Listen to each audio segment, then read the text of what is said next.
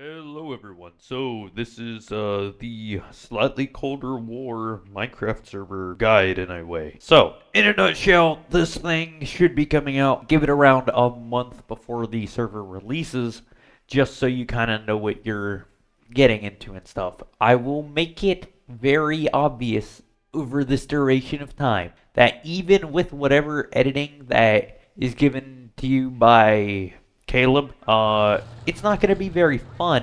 It's going to be very boring. Like, really, really boring. Because this isn't your average, 2-minute tutorial. No, you're going to be getting images, probably a bunch of arrows, maybe a few memes, and, me reading off of whatever low-quality script I just made. So, enough of me getting sidetracked. What are you getting into? This is Slightly Colder War. If you couldn't tell, it's a war server. You're going to be sitting here. You're going to be choosing your country.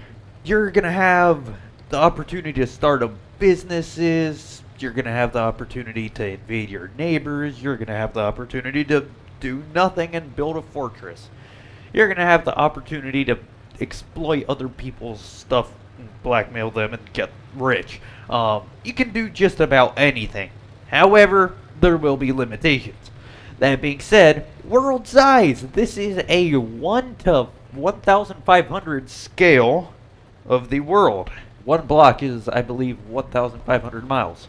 So, this does not account for global deformation, so the equator is really small. Like, regions like Ecuador, Panama, Colombia, Costa Rica, Israel, Egypt, and, like, Lebanon are going to be smaller than something like, I don't know, Newfoundland and Labrador, which it's just some random island in the middle of Canada. Okay, so in other words, Canada big, central countries on the equator small. Alright, enough of that. The world border will teleport you if you go to the east or west side of it. You can literally go one direction and come around the other side of the globe. The only problem with that is if you are in a plane or any form of vehicle, a boat or something like that, and you go into it, your boat, plane, or whatever will not be teleported with you. You will be ripped out of your aircraft, sent to the other side of the globe, and your plane will be going outside of the world border 1,000 blocks that way, and we can't get it back. If you have insurance, you can probably get it back, but like, we'll talk about that later. Anyways, so we will not allow you to be in the end. The end is off limits. If you get an elytra, it kind of breaks the game. Because, you know, that's not supposed to be happening. If you get into the nether, that's perfectly fine. It's just going to be a horrendous experience because I don't exactly see an easy way to get obsidian. Best of luck. Yeah. Anyways, in the nether, you'll get a bunch of resources that you'll probably need for certain things, or you can probably just buy it off of other countries or steal it, but stealing is, you're gonna see later in that international law once more. Anyways, enough of the basics here. You're gonna get into choosing a mod pack. So there are 3 mod packs currently available as of the video production. Of the 3 mod packs, the first one available is the There Is Nothing Gordon mod pack. That mod pack has basically just the essential needing to run mods. It has no quality of life mods, nothing that can benefit you extra. No anti-lag, nothing like that.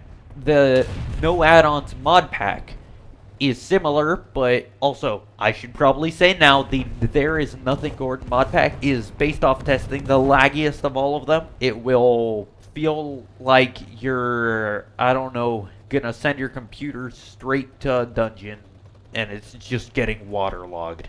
That being said, the no add-ons mod pack is in the middle. It has some mod packs that can kind of help you out a bit, a few quality of life things.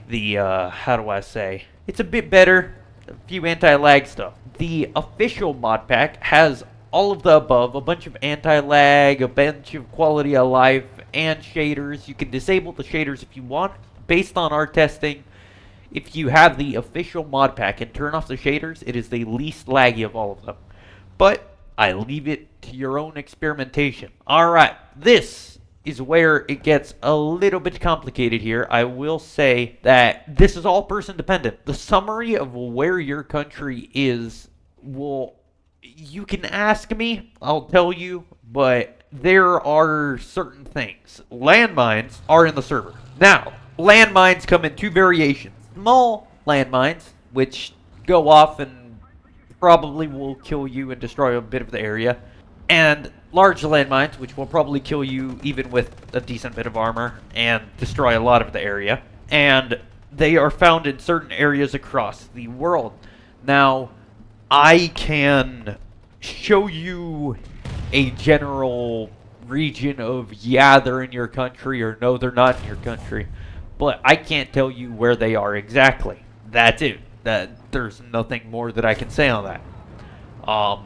Wish you best of luck if you are in a country that you know has landmines, and you're not, well, probably don't want to invade one with landmines, but that's still up to you.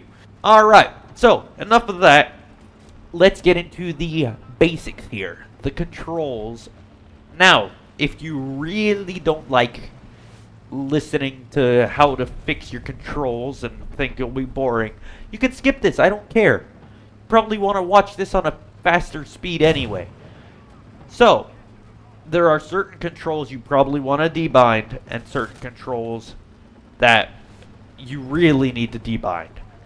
I'm going to quickly run through the stuff. So, obviously, you don't want to mess with any of your movement controls and gameplay controls and inventory controls and all that unless you have them set to something different.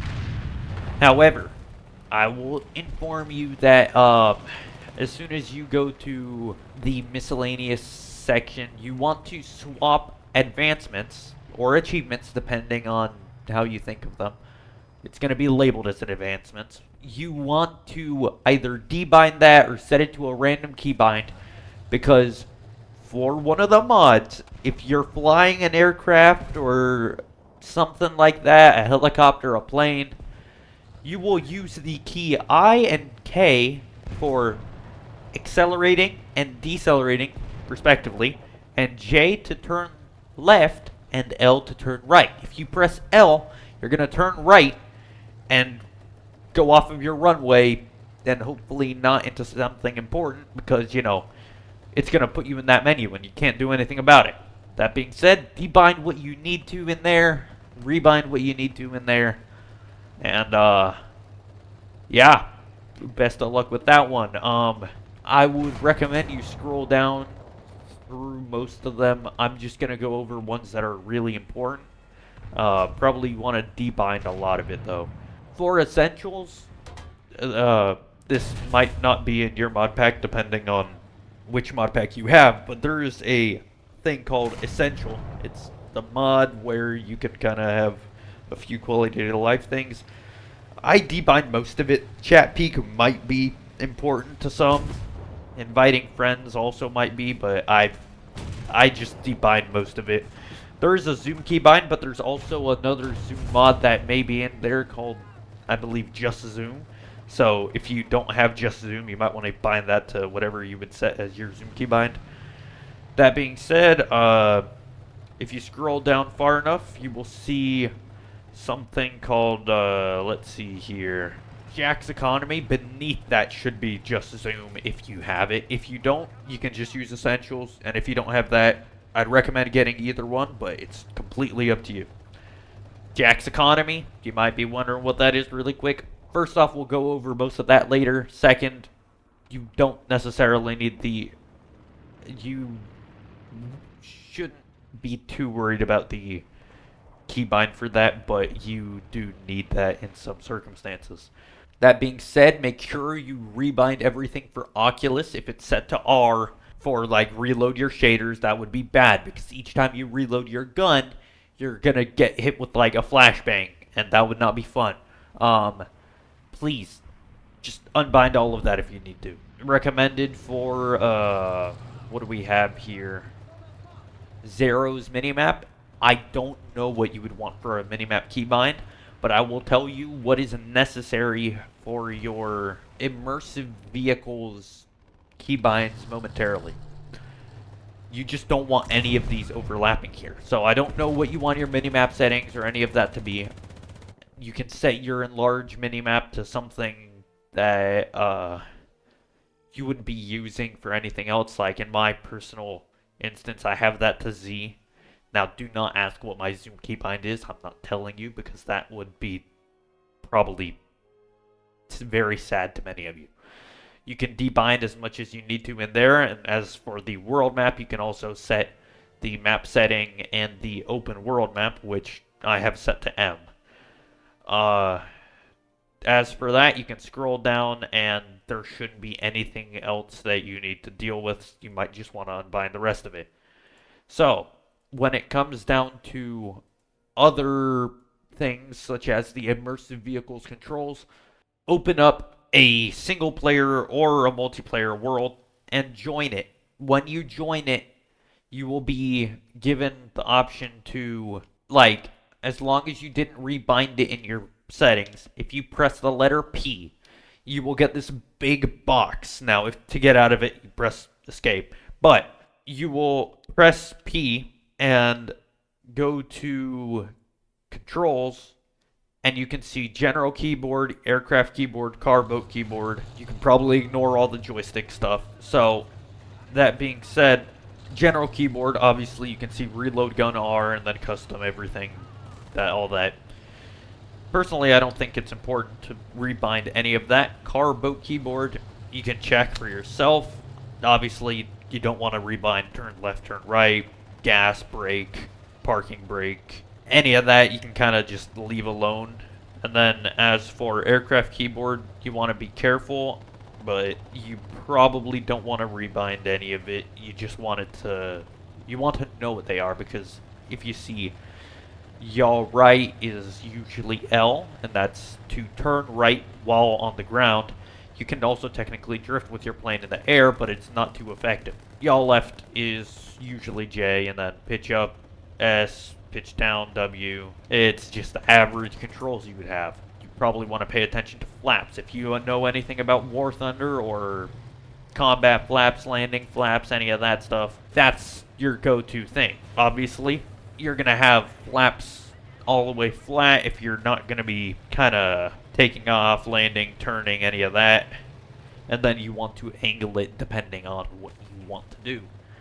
If you want to, like, mess up your plane, you can probably set the flaps all the way down and attempt to break the sound barrier. That would not be fun, but I'm pretty sure it might actually be possible. Do not test that. You can if you want, but like I say, leave that up to you. So, you also want to pay attention to your parking brake keybind. If you mistake your parking brake keybind, you might blow up your engines. Don't do that. If you full throttle, why am I not moving? Check your parking brake. That's usually the case. If not, just barely disable your landing gear for a second. And I mean, don't even let the landing gear go fully down. Just barely tap it and tap it back on. And make sure your engines are on. That being said, if all of those are met, it should start moving. If not, I don't know what you've done. Probably call me for help or something. Also be careful. There is something called mouse yoke. It will be at the bottom left of the aircraft keyboard, all the way at the bottom. For me, it says C. If you have something binded to C for some reason, you're going to press that, and if you escape out of a menu or something, you're now no longer able to control your plane with, like, WASD, J, or L, and you're going to have to use your mouse. Now, I'm pretty sure if you move your mouse up, as in you would look up, it's going to put it in the ground, so be very careful. As for all this, that should be it. You may check your radio keybind if you want, but if you want to modify your radio and actually play stuff on it, you must go to your files. And when you're in your files for the mod pack, which you can access through CurseForge, you can ask me for help later on that one. You're going to access your files, and there should be like an MTS radio mod pack file thing. And that should give you, I'll have somebody do a quick image of what it looks like. But if you put your music in MP3 files in there, or in a folder in there, if I am correct, you should have music to go off of, and that would be cool. But just so you know, other people can hear their own music. So if you have your radio on a certain channel, they will not hear it, and they'll hear whatever they have in their own radio pack, because obviously it doesn't share it across devices. So that being said, quality of life mods, those will include Zero's minimap, which you can use for many things.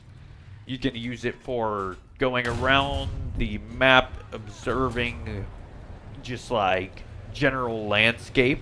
In the minimap, you can use it for like just quickly finding your bearings. If you're bad at navigating, same thing with the main map, just on a greater scale.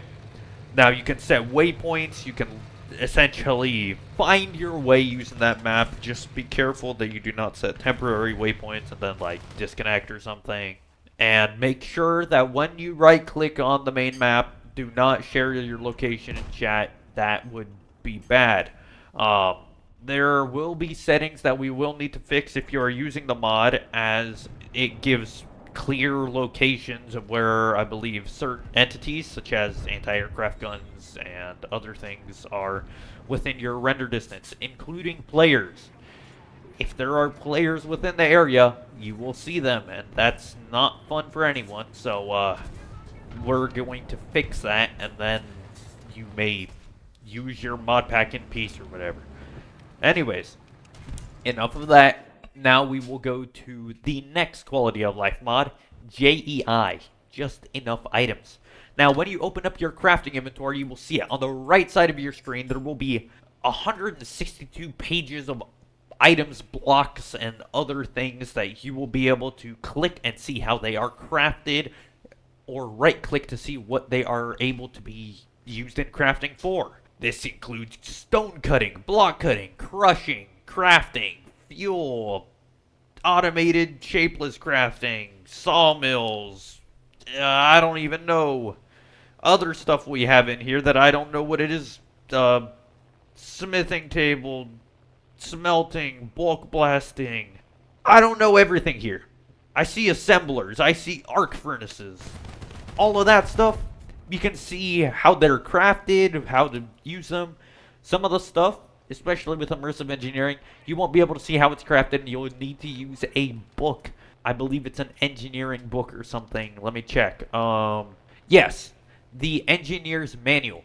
Now, this will give you the information you need to craft large things for, like, arc furnaces and stuff. Now, all it requires is a book and a lever. Now, that being said, we will now go into the final quality of life mod that I can think of right now, which is Essentials. It will, first off, let everyone in Discord and stuff like that know that you're where you are in a way of you're in a multiplayer world, or you're in a single player world, you're in the main menu if you have your activities turned on. Now, it will also allow you to friend people and invite them to your single player world.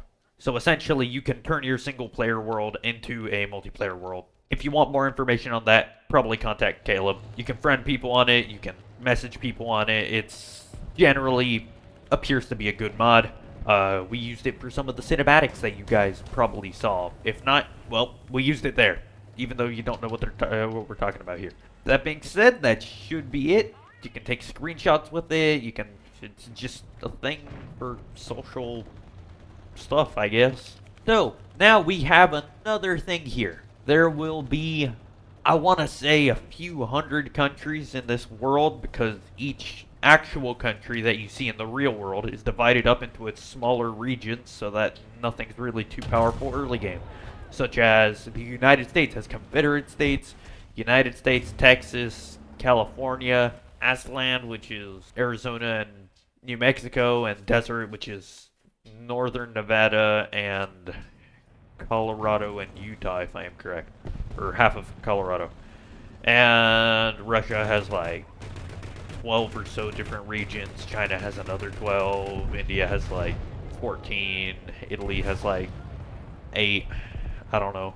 Just generally certain areas are smaller, while other regions, such as, for example, let's say, Venezuela is just Venezuela. It's left alone. Nothing really changes.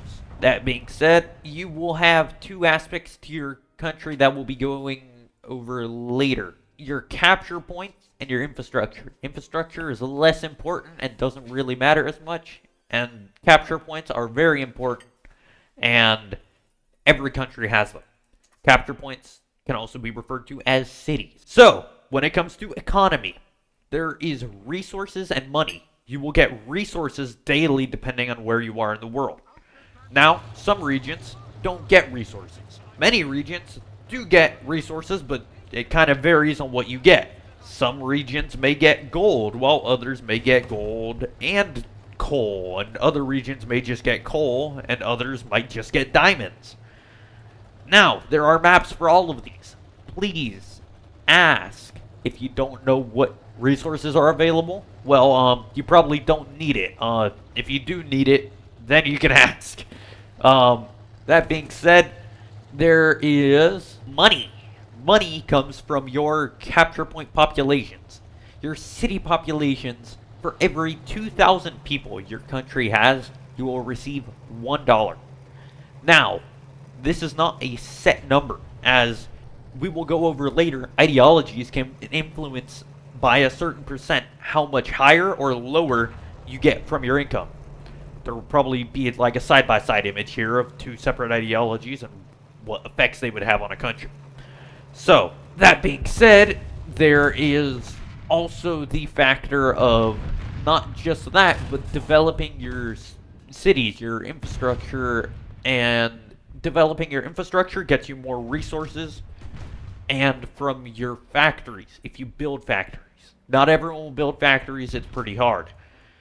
That being said, if you develop your cities, you will get bonus amount of money, but it will cost money. So it's a trade-off, because eventually developing your cities will cost more than a day's payment, and you'll need to wait maybe 2 or 3 days.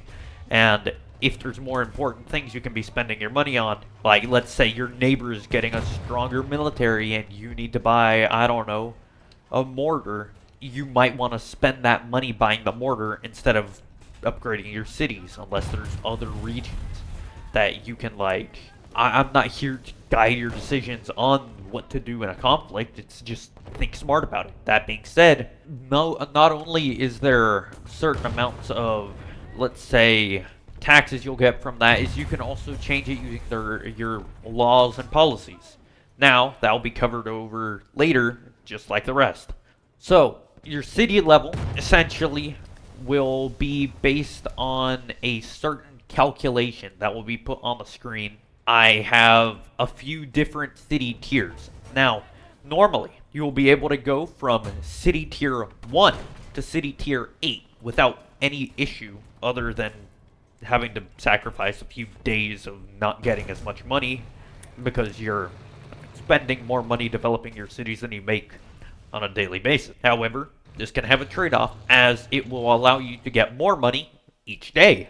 But, like I said, there's certain percentages that you can spend and certain that you can't. I'm going to say out the calculation. However, it's kind of hard to elaborate on a normal scale because Tier 1 is free, obviously. You start with that. Tier 2 will be population divided by 2,000 and then multiplied by 75, or multiplied by 0.75, and then multiplied by 1 for the tier, as this is Tier 2, and then divided by whatever modifier, as you can get modifiers to cheapen the cost of the building. Now on Tier 2, you will make 1.5 times what you made before. Now on Tier 3, instead of it costing population divided by 2,000 times 0.75 times 1, it will be times 2, and then divided by the modifier, and it will give 2 times the money. And then that will repeat Tier 4, Tier 5, all the way until Tier 8. And Tier 8, you will get 4.5 times the amount of money, but it will cost 7 times as much money. I'm sorry. It will cost your population divided by 2,000 multiplied by 0.75 times 7. So, we do the math for you. Don't worry. Just yell at me and I'll do the math to tell you how much it costs. Now, once you're at Tier 8, there is a Tier 9 and a Tier 10. But you will need nuclear reactors for that. For nuclear reactors, you need nuclear fuel. Now, that's late game stuff. You don't have to worry about that immediately. That's a later thing. Now, there's also loopholes. You don't need nuclear fuel. You don't need nuclear reactors. What you need is either somebody who will have a trade agreement with you that will let you build nuclear reactors, although you may not get nuclear fuel, and your person that you have a trade agreement with does have nuclear fuel, or you can swap it around and they have a working nuclear reactor, and they have tier 9 and 10 cities, and they can give you a trade agreement, and you can get those same tier 9 and 10 cities without a nuclear reactor or anything like that. However, like I said, it's only up till that point, because as soon as you break that trade agreement, I don't know, you get them upset or something, you can't produce those level 9 and 10 cities anymore. The ones you have built stay level 9 and 10, but let's say they get blown up or something, they'll come back a lower tier. That's if you get out of that war that they somehow got blown up in, and yeah, you're gonna have to deal with that tier change, and you won't be able to get it back until you get that trade agreement. Tier 10 will give up to 5.5 times the amount of taxes, but you're once again gonna have to pay 2,000 population divided by 2,000 times 0.75 times 9, and then divided by your modifier. Now with infrastructure, there is tier 1, which obviously 1 times on your factory, 1 times on your resources. Now all of this goes up to tier 10, and you don't need nuclear or anything for that. And at tier 10, you will get 2 times your resources and 2 times your factory. But it will once again go up by certain, the population divided by 2,000, but this time it's 0.5, so it costs cheaper at first. But it goes up to 9 times, and then it's also multiplied by terrain. It will be multiplied by 1.5 in a semi-mountainous environment, or 2 times in a mountainous environment. Such as, for example, we'll say Virginia. Virginia doesn't have mountains, like, they're pretty big, but like, compared to something like Nevada, Nevada has big mountains. Nevada will pay 2 times, and Virginia will pay 1.5 times for their infrastructure. Now, yes, all of these are one-time payments unless you, like, get them blown up or something, but they also have that payoff of 2 times whatever, or 5 times, or 5.5 times when it comes to taxes from city tiers. So, enough of that. How long is this video already? 34 minutes, and we're only like halfway through. Kinda. Airfields and airports. Airfields are strips of land that are paved. You changed it in a way. It's not going to have any benefit to you other than you can land a plane on it and you can refuel on it. It'll be registered as an airfield, but nothing's really going to happen. An airport will give you money. An airport has usually an ATC tower, the ability to refuel, probably a stronger runway, and sometimes even hangars. Now, depending on this, when you build an airport, it will give extra money to that city. That city will have its population divided by 2,000, and then multiplied by whatever your taxation modifier is and all that. And then the airport itself will be its own modifier and add a quarter of what your city makes on top of it. Now, if you make a big airport, that can go up to a half or something. All depends on how quality your airport is. If you make like something, I don't know, only for Cessna's level of airport, I don't know, you're probably just going to get that quarter. But obviously, like I said, it all depends on how much effort you're going to put in. That being said, there is a modifier later on in doctrines that will allow you to have certain requirements for an airport reduced. Now, this isn't saying that you'll get, like, airfields turned into airports, but it's saying that you have to put less effort in, and you'll get still the 1.5 times. And this is all based on the fact that there are also downsides to that same modifier, but we'll see that later. Now, ports, if you have a port that you build, once again, it's going to be giving you 1.25 or 1.5 bonus onto that nearest city or whatever. Now, if you have that upgraded as in later on you decide to add like a dry dock or something. Now that's going to bring it up to 1.5 times, from 1.5 times to maybe 1.75 times or 2 times onto that, depending on how big that port is, because ports will take a lot of time to build. It's not some, oh, by tomorrow I'll have it done. It's like, you're gonna take a long time building that out by hand. That being said, mines. Mines, I'm not talking about land mines. I'm talking about the coal mines, bro. Those mines, you will go and spend your time digging out an area, placing down, like, I don't know, mining machines, and maybe if you're mining for oil, you can oil pumps. And depending on like the scale and stuff, and depending on what resource you're doing it at, look, you can put a bunch of mining machine over, I don't know, reinforced deep slate, which because of the way the server functions, yes, you can find the ancient city ruin. If you go into one of the ancient cities and you put a bunch of mining machines on the reinforced deep slate or something, you can get reinforced deep slate. It's probably going to be at a slow amount, but if you keep on accelerating how many are on that reinforced deep slate, you're going to be getting a sizable amount later on.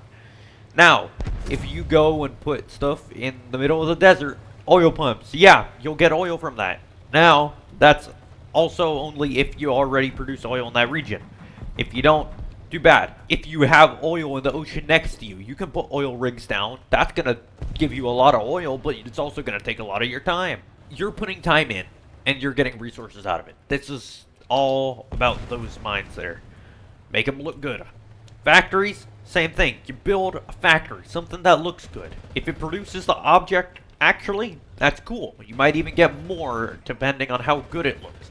If it looks good but doesn't produce the resource, as long as you have what you need to produce that, you should be getting stuff. Like if you have aircraft parts in a way, and you have maybe aircraft in an aircraft factory, you'll be getting that aircraft.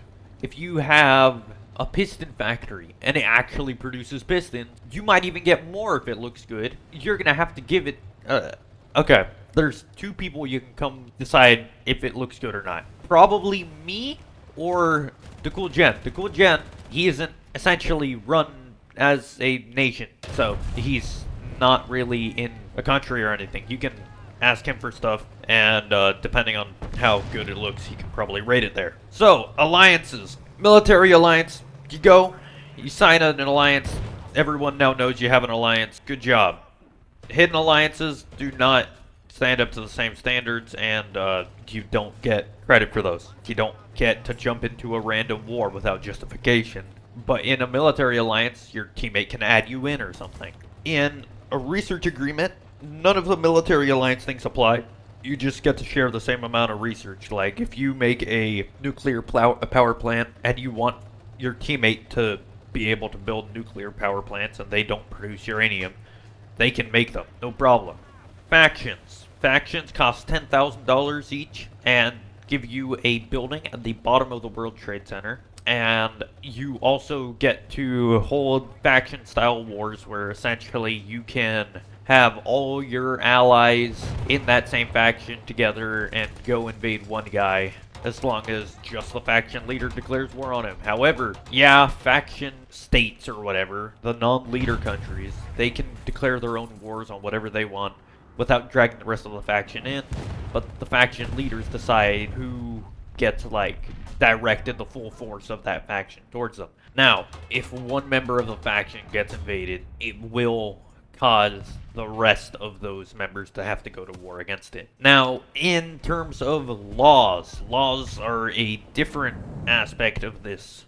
In the Ideology Policy Law Guide, laws will give you certain modifiers that are buffs or nerfs depending on what you choose. Now, obviously you can change what you want your laws to be, but you can do it once every day. If you see something going wrong, but earlier that day you changed a different law, you have to wait a day to change the law that you started messing up on. Some of them can negate corruption gain, some of them can give ideological effect bonuses, stuff like that, tax bonuses.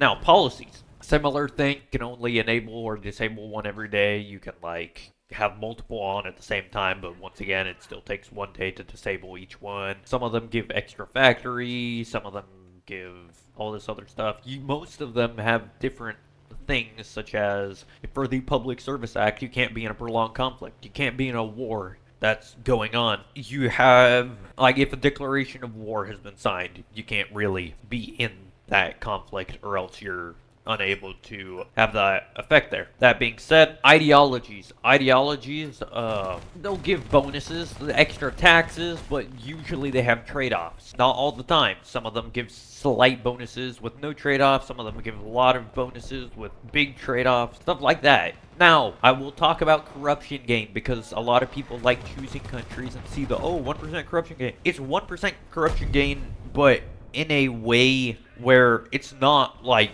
one, or how do I say, it's not 99 against 1 the first day. It's 1 against 1 the first day, and then essentially we're gonna spin a wheel, and on day 1, because you have 1% corruption gain, you will have a 50-50 chance to get all your resources and money, and 50-50 chance you don't. And then day 2, it'll be 33% chance you get your money and stuff, and it keeps on going up by 1 each time, and you only hold the weight of 1 until you swap your ideology. And depending on how bad your corruption gain went, you might be a bit cooked temporarily. Now, certain countries certain ideologies such as progressive will help drain it very quickly, but their nerfs are absolutely insane, such as taxes down 75%, factory output 50% negated, 20% down on resource output, and justification time plus 50%, and you only get 1 diplomatic action. When you see plus diplomatic actions or minus diplomatic actions, just know you only start with 2.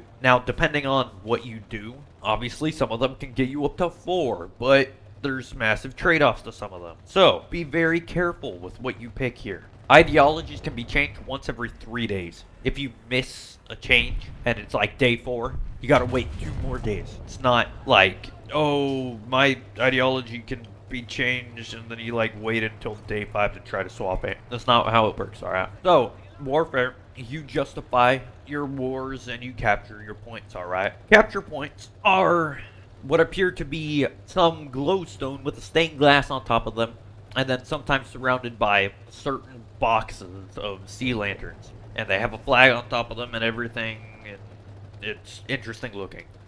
Now, depending on what you have, there will be a plus sign made out of sea lanterns, which will indicate that it is a city that has over 1 million population. Or it will be a square, which means that it's the capital. Now, capital might not or might have 1 million population, doesn't really matter too much. That being said, you just take off the other flag and put your flag in its place. There will be a sign with the name of the city. You can probably take a picture of it if you don't want people going over to double check that you got everything. Now, when it comes to obviously the borders of the countries, you'll see that there's a lot of flags on them. The country you're facing's flag will be on your side of that wall. So if you're looking at, if you're looking at Virginia and you're in Washington, D.C., you'll see Confederate flags on your side of that border. And then if you go on the other side, you'll see United States flags. Now, this all depends on how you focus on capturing, but justifications cause different things to have to be met. In the War of Conquest, you will need to take all of the you'll need to take all of the capture points, every single one of them, and if the war hasn't signed peace within a few days, and it's just like 1 capture point left, and it's not a small country to begin with, depending on in what way that capture point hasn't been captured, as in you can't find it or it's fortified, either if it's fortified, you will not be able to sign peace, but if it is not, and it's just like somewhere in the middle of nowhere and you can't find it, then there is a chance that you will have the peace signed, but that's up to a gamble, once again, with a big wheel. Subjugation, you will only need to capture the large cities or the cities in a certain population. You will be given the names of said cities and the options before you declare the war so that you can capture most effectively. Now, the last one is the War of Liberation, which you will need to either get all the liberated territories and hold them for a certain period of time, or take over the whole nation, but you will not be able to capture the whole nation. What do I mean by that? There are obviously those 3 ways to declare war and stuff. In Conquest, you will need to do all of that invading and stuff, and you will be able to take over the whole country and take 75% of their resources and money.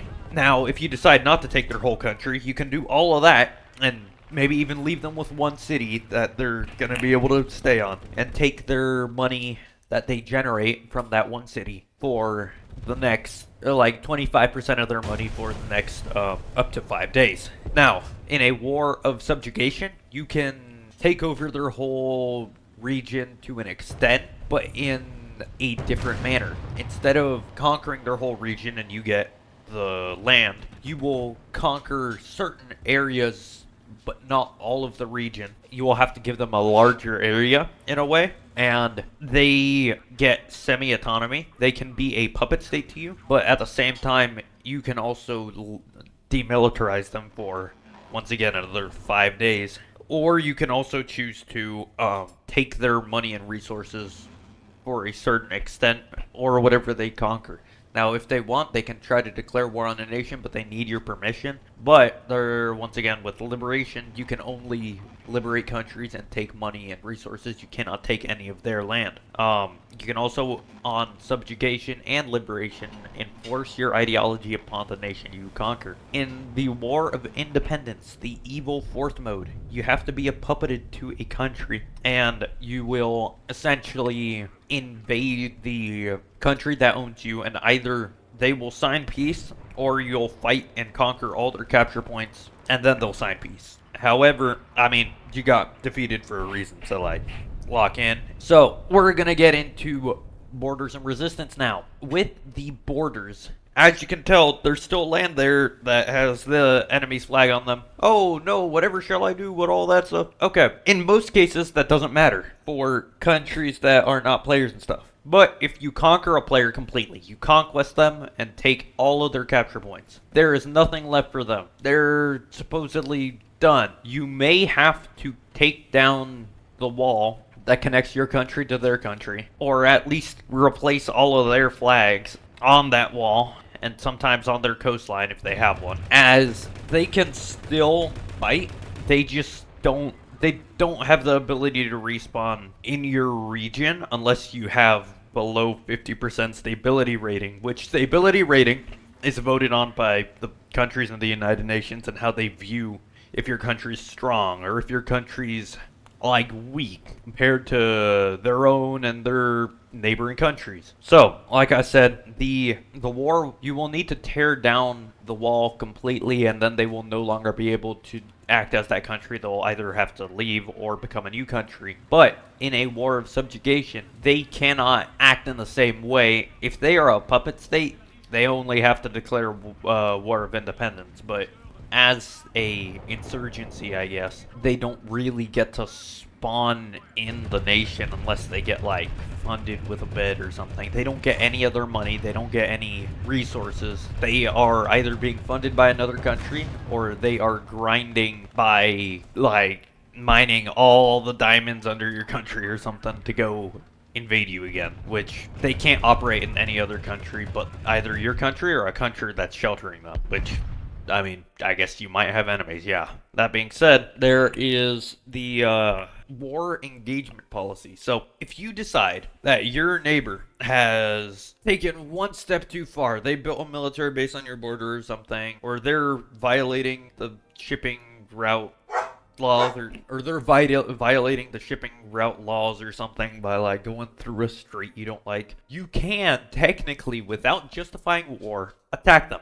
But your attack must not last longer than 1 hour, and you can't do it again for the next 12 days. You cannot, it's just not a thing. You can't do a first strike on that same nation. However, you can do consecutive first strikes. If you're going up against 2 countries, you can spend 1 hour on each of them. However, just know that because you didn't justify war and all that, and depending on how much damage you inflict, this may not just give the people that you did your first strike on, the power to have instant justification against you, which it will do regardless on how much damage the first strikes did. If they were completely prevented and you like died within the first 2 minutes, you got bamboozled, I don't know, you're cooked. They have justification of war on you immediately. Anyone in the United Nations who wants to justify war on you for that reason can, depending on how much damage that you have done. If you did nothing, or if you were caught with like a weapon of mass destruction, such as chemical, biological, or nuclear weapon, anything radiological, you are cooked. That being said, you may use that first strike, but just know that if you have justified war beforehand, good for you. It doesn't give you a justification of war just because you used your first strike. You need to justify war beforehand if you actually want to declare war. But if you are counting on them declare war on you or something, you can by all means do that. Just be warned, it's a risky strategy. A prolonged war, obviously, and also clarify, you can be in an alliance. You cannot be in an alliance when you use your first strike or your declaration of war against your ally. You can justify war on your allies, but it's not wise. I don't know why you would want to justify war on your friends. That's just messed up. If you are in an alliance, you also, when you break your alliance to declare war on your friend or whatever, it will take 3 days for the time of a declaration of war, even if you have war already. And if you sign peace with a nation and then you want to declare war with them again, you need to wait the same 3-day period. If you go into prolonged war, you justify war and declare war. Obviously, if you have a policy that requires not being in prolonged war, that gets canceled. You need to wait another day to reactivate it. If you are not prepared for a prolonged war and you get yourself into a prolonged war, yeah, you can sign peace and stuff, but be warned, the people might not be too friendly on their term, depending on who it is. You can sign white peace, you can concede terms, you can declare terms, all that stuff. Doesn't matter. When it comes down to a war with a faction, obviously, that was covered earlier, for the most part, faction leader kind of decides whether or not the rest of the faction gets involved in something. If it's a defensive war, faction leader doesn't really have a say. It's somebody gets declared war on, they get absolutely cooked. Obviously, puppet states can declare war on another nation, but they have to get the permission of their main nation, and if somebody declares war on a puppet state, then the main nation gets dragged in. Now, the main nation can abandon the puppet nation if they want to, but that's completely up to you.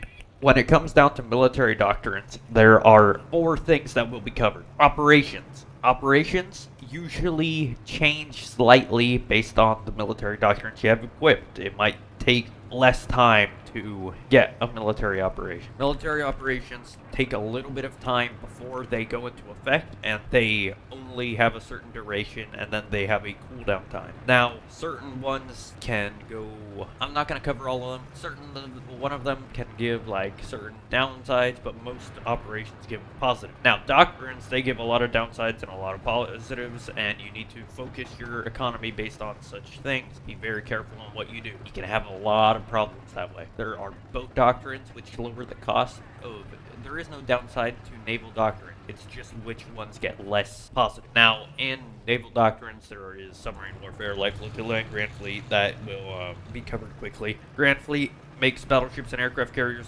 cost less. Light flotilla makes frigates and destroyers cost less, and then submarine makes submarine cost less. Land doctrines, static alliance makes defenses cost less. Mass attack makes your economy better when you're losing a war. Specialization makes certain things cost less depending on what area you choose as specialization. And maneuver warfare makes grenades, tanks, and other stuff like that cost less, but makes fortifications cost more. Now, obviously, that's not all of it. Read it for yourself. Be careful. Aerial doctrines, that's either you choose mass production, where you get 1 aircraft free for every aircraft you make, or special training, where stuff gets a lot cheaper in terms of armaments. You might even get like 1 rocket for every rocket you craft, or maybe even 2, depending on how much you really love your rockets. So yeah, all depends. Read carefully. Same thing with your laws, policies, and ideology. So, United Nations and the World Trade Center. International law, all this can be voted on, but these are the basics here. First off, listen to the Discord server laws. Second off, no griefing. Third, no prolonged war without justification. Fourth, trespassers on your land can be killed without consequence. This does not allow assassinations. Assassinations mean justification. If you invite someone on your lawn and they freaking get lobotomized by you and they have proof, you're cooked. You're done. You're not, you just got justified war on by everyone, regardless if they want to justify war on you or not. No fighting at the World Trade Center. No running too high at the World Trade Center unless there's a good reason. Acts of sabotage or trapping or stealing or anything like that, depending on if you're, how do I say, if it's discovered or found out or anything like that, 3 days from the point where it's revealed, you need to reveal yourself or else you get justified war on and justified war on. Now, if you, like, I don't know, bomb an entire port, you might get instant justification on you. It all depends on the severity. If you refuse to reveal yourself as the person that blew up something, you're just cooked. I think that might even be a bannable offense, so, like, be careful. Okay, so the building. World Trade Center and the Minecraft servers in the Mediterranean, as it's just about the halfway point between some of our two farthest nations, Alaska and Japan here. It's the biggest place we can put it in without putting it on another country. So put it in the Mediterranean Sea. It's ease of access. There are 4 runways, 2 running east-west and 2 running north-south. You may land on them. There is no refueling ports. This may be changed at a later date, but do not crash into it. You will get, if you crash into the buildings, you will get, like, immediately justify war on all that other stuff. Just don't mess up. So each country gets assigned a room, and each country also gets assigned multiple, depending on how many people you have, or just 1 seat in the United Nations. However, you can only count as 1 vote. Even if you have multiple seats in the UN, you can only count 1 vote per country. Now, there will be random votes. We can vote for international law. We can vote for justifications. Like if somebody wants to speed up their justification process, justification will be on a timer from one point of where somebody is to their, like where somebody's capital is to the next capital. And it's not too big of a scale, but it's also dependent on your ideology. And it also depends on how you influence your, how do I say, which justification you choose. All the calculations for justification will be done by me, so you can just ask me, oh, hey, I'm justifying war on this person, I'll give you a timer. Now, usually it'll take like an hour or less, but no, it'll take around an hour. Now, if you're, there's modifiers, such as if you're reunifying your country, like, if you want to reconquer Confederate States as U.S. or something like that, it's half of the justification time. Stuff narrows down, you know what I mean? However, there's also quick time events, which we'll be going over later. Form an empire kind of thing. That will also reduce the time by potentially half. Now, that's half of what it is when it is halved. Not you get instant justification on all your neighbors if you reunifying. So, it'll be like 75%. Less instead. That being said, justifications, if you want to hurry it up, like, oh, hey, some guy blew me up, let's hold a vote at the UN, you can do that. Stability rating is also voted on at the UN. It's anonymous, and it will affect people's incomes and stuff on a policy scale. Like, if they have more than 75% stability, they can get an extra, like, 10% taxes for free. But it all depends.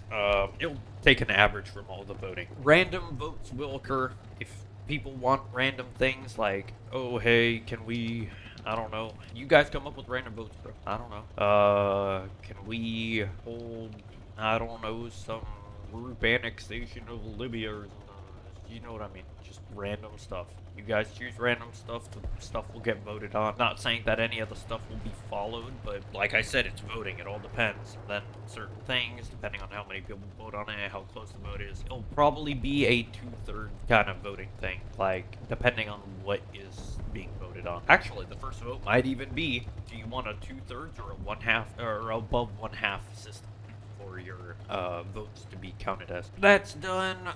What else do we have? In the World Trade Center, there is a shop, a bank as well. So you can store certain amounts of money in the bank. Like I said, if people find out it was robbed, you have to wait like 3 days or whatever. But, like, you can only wait 3 days, and then it gets revealed that, like, who you are if you don't own up to it. You get instant justification of war. There is a shop in the World Trade Center. You can access the shop, and you can buy resources. You can buy, you'll have to see the shop for yourself, They'll probably be demonstrated at the beginning. Events. There are QuickTime events. QuickTime events include the justification bonus. Half off all those justifications, and there's no negative to it, just it lasts the duration of time. It might, depending on what your QuickTime event is, might last 24 hours, might last like a week or 2 weeks even. Random event, it's optional, but it's gambling. You get one every day, and you get to choose whether to have it or not, and you also kind of, they do stack, but you need to be careful. There's downsides and upsides, and depending on what your policies are and stuff, they can shift. Your stability rating also shifts what you can get. So, that being said, there are also missions. They're also optional, and they're free money. These missions, okay, so the events, I forgot to mention, can include economic events, strikers, such as like people striking and not working, positive investments, war types of events, like if you're in the middle of a war, post-war events that are like obviously immediately after a war, widespread insurgency, corruption events, miscellaneous events, espionage events, which kind of leak certain documents that you have, additional events, and your QuickTime event. You will also have the option for said missions. The missions, okay, so locate missions are going to be finding, I don't know, plane wrecks or something in a nation where or abandoned planes and stuff where you'll have to like find, I don't know, a storage box next to it or something that'll have like a code or something. You send me the code, I'll give you the money. Transport missions will be essentially just transporting certain resources from one nation to the next. Ferry missions, you move like a plane from one airfield to the next. Minesweeper will be essentially demining countries, and radiation check is finding some radioactive substance in the middle of the country. You'll probably be given a region for that because it probably would be pretty hard. And then for seek and destroy missions, you will be supplied with a certain amount of money after you destroy like a convoy or something. You will have to bring your own equipment for most of this, with the exception of the radiation check and the ferry. The ferry, you will be supplied with the aircraft that you will be moving, and you will be teleported back to where you came from. And the radiation check, well, I mean, you ain't finding crap without a Geiger counter.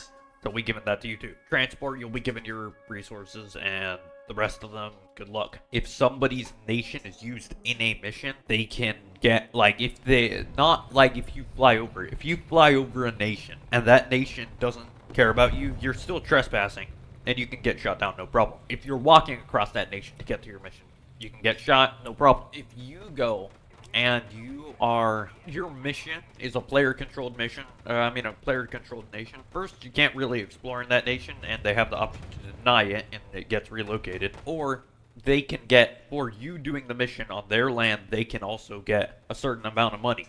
Maybe half of what you get, but, like, it doesn't take away from what you get. If you do a mission, same difficulty, you get 1,000. You get that 1,000. If you do it in a player-controlled nation, you get 1,000. And the other person gets 500. It's not from your 1,000, but it's just they get a certain amount of money. Alright, enough of that. So, now, this is just about the end here. Not the complete end, but we're just gonna quickly go over a few last things. Okay, so businesses can give a certain amount of money, depending on how well they're built and what they are, and stuff like that. So, do with that information as you will. That being said, mods. There's a few mods that are being used quite a lot in the server. Probably see from the trailer 2. Trailer 1 has stuff, but that stuff, although it was in the focus of most of it, is not being used anymore. Some of it is, not all of it. So, immersive vehicles, the point of the trailer 2. Bunch of tanks, bunch of planes, bunch of helicopters, all really works, looks cool. Decent amount of guns, you can inspect them. We already checked the controls for that earlier in this tutorial. Good enough. You need help with that, you can ask me. Bird warfare isn't going to be used very much, but we will have, how do I say, grenades and a few other landmines and stuff from that mod here. There will also be things from Timeless and Classics guns, just guns. Not too much to say about them. Warium will supply us with our nuclear weapons and chemical weapons and stuff like that. A few factories here and there and a few parts. We can also use them for a few planes and stuff if I am correct.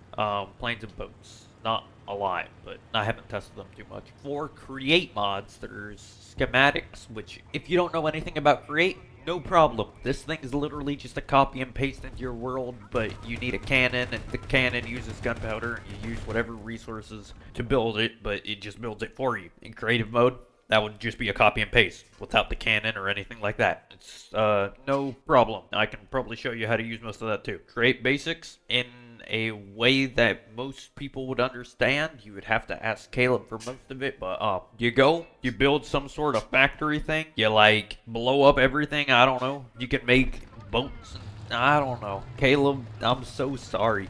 You can put whatever you have to say about this, but I'm gonna try to give the best explanation I can. Best thing I can think of when it comes to create would be there's cogs and factories, crushing wheels, mixers, basins, blaze burners and stuff. You can just make certain resources that you probably wouldn't be able to make otherwise. You can make pipes, you can automate, you can make factories, that's what I'm saying.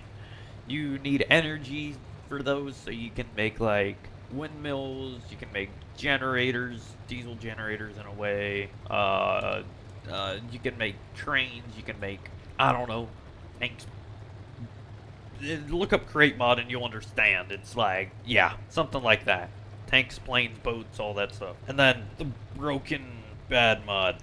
Think of Walter White and create mod mix and something something we need to cook and something something, yeah. So that's that. And then Valkyrian skies is essentially what we use temporarily for, I'm not sure if it's gonna be, I've been told it's like something that's not gonna be permanent, but it lets us use the boats and stuff, and it lets us kind of just assemble ships and then use those ships. So yeah, not much more to say about that. Now, this is the point in the video where extra stuff will probably be put in if I missed any of it. Maybe a funny image, maybe a meme, I don't know. I wish all of you luck, and if anyone is wondering, and I didn't say it earlier, Caleb's the editor of this video, so go thank him on his channel for assisting and making this server possible, and doing most of the, I don't know. He worked on the server a lot, and I don't know how to describe what he did in terms of maintenance. Engineer, something like that. He engineered the server, yeah. So this is the point in time where you'll see all the extra stuff that I forgot. I might have to like say something later, but in that point in time, I will say this is the end of the guide tutorial thingy. I wish you luck, and tell me if you need any assistance. I'll try to help out to the best of my abilities. I will see you in the next video, which will hopefully be about this wonderful server. Bye bye.